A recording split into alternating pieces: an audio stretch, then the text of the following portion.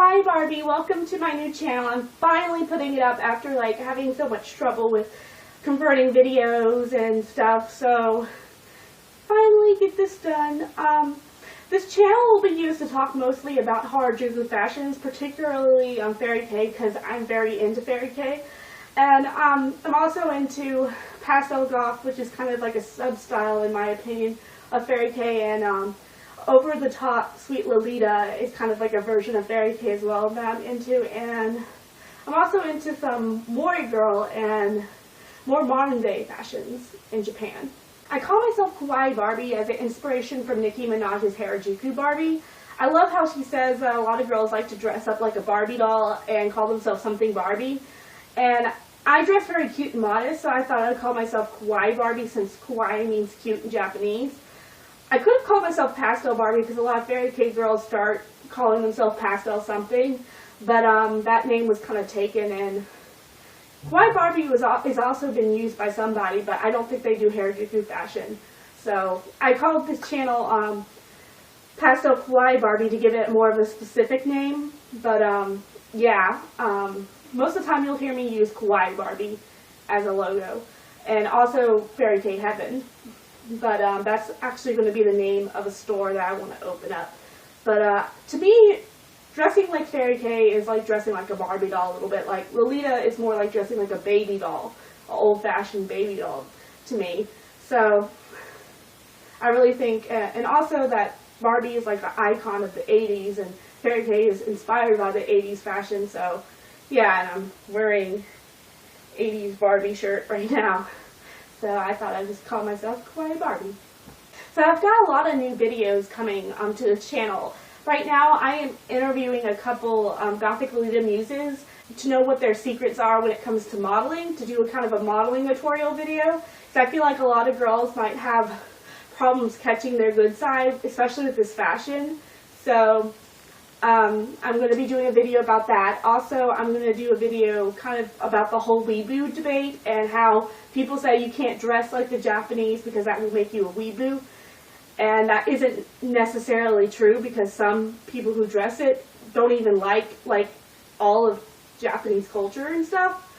Like they don't even, so I know a girl who doesn't even like anime at all. She dresses Lolita, but she hates anime. She absolutely hates it. So I'm going to do a video about that. Oh yeah, and just the general tutorials. I'm definitely going to do a lot of hair tutorials because I love doing things with my hair. And I'm also going to do maybe at least one makeup tutorial, and also some how to make certain Fairy K accessories and stuff. Like for example, my Fairy K cassette tape. I'm actually open for commissions. If you would message me or email me, I can commission you a custom one of these. One of these is going to be in Pastel Cube's giveaway. So if you enter that, you might actually win one that's almost like this, except it has a pink bow. So I posted pictures on Tumblr, I think.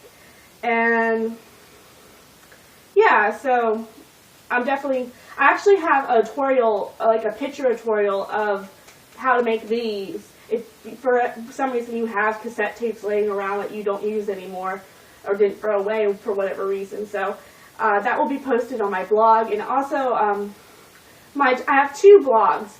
One's called Fairy K Heaven, because Fairy K Heaven is going to be the name of my store. And the symbol that you'll most likely see with that is a heart with wings. And that blog's mostly about, I'm going to probably post the tutorial out how to make this. And I post like all the things I make, because I make a ton of different things. I like working with perler beads, and I also like working with fluffy, fuzzy stuff. So yeah, and then my other blog is Harajuku Kawaii Barbie, and that's basically explaining Fairy K, talking about the different styles of Fairy K. And I'm recently going to update a post about a lot of different things I found on Taobao, which has a lot of really nice Fairy K stuff. So a little bit more about myself. I really am attracted to Fairy K fashion because I was literally born in the 80s. I watched all the cartoons like My Little Pony, Care Bears, and Rainbow Bright. And back then my imagination was so wild and like colorful and really bright, and it kind of put me as the odd one out mostly when I started going to school and sharing my fantasies. At first I was very open about them, but then I became more withdrawn and shy because I would get bullied for it. But Fairy K has kind of helped me come back to my colorful and wild side and embrace what makes me different from others than, you know, trying to be like everyone else. I really feel like I can be a good role model for people who want to do Fairy K because I'm not the typical skinny. I don't think I have the typical right eye shape. My eyes are a little too round for the fashion. It's not really. I see a lot of more droopy-eyed girls that do the fashion. But I want to show people that you don't have to be this perfect cookie cutter type just to do this fashion. And I know a lot of people are very judgmental about people who don't do it right or don't look good in it, etc., etc. And you would think that because this fashion isn't very popular, that people who do this fashion would be less judgmental because they're constantly being judged. But, you know, we all have insecurities, and I guess that's their way of getting their insecurities out on people. But, yeah, I think this is the type of Harajuku girls that were in Durarara, the anime. Like, there were some Harajuku girls that just bullied the main characters and stuff.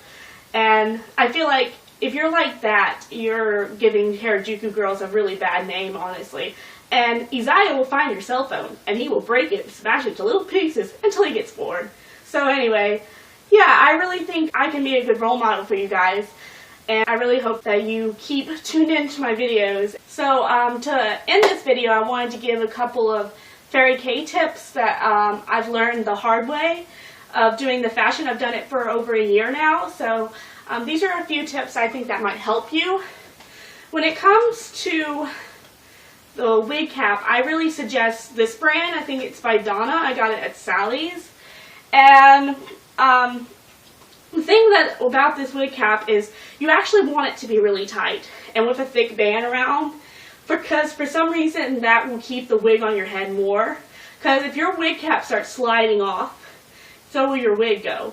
So yeah, it might be a little too tight at first, but what you can do is stretch it out on a mannequin or something to kind of make it less tight, but not so untight that you can't wear it, or it doesn't hold it in place. But yeah, and just by wearing it over and over again, you'll stretch it out a little bit too. So I recommend that.